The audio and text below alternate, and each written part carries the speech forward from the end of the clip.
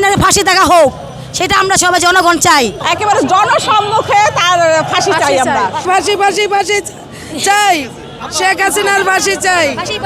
জি আমরা চাই যে শেখ হাসিনার ফাঁসি দেখা হোক, সেটা আমরা সবাই জনগণ চাই ইনশাআল্লাহ।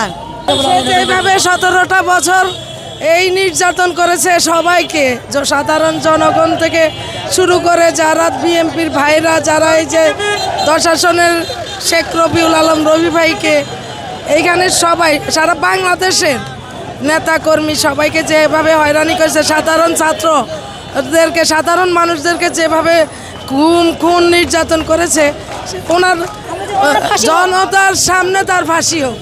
ফাঁসি ফাঁসি ফাঁসি চাই, শেখ হাসিনার ফাঁসি চাই।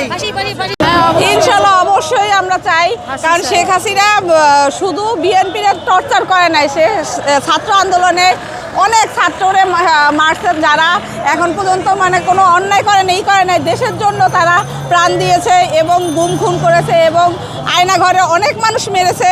তো তার অবশ্যই অবশ্যই একেবারে জনসম্মুখে তার ফাঁসি চাই আমরা, সম্মুখে জনগণের সামনে তার ফাঁসি চাই এবং আওয়ামী লীগের তার সাথে যারা ছিল তাদেরও আমরা ফাঁসি চাই, কারণ ছাত্ররা কখনো অন্যায় করে নাই, ছাত্রদের মারছে, এইটার কোনো মাপ হবে না।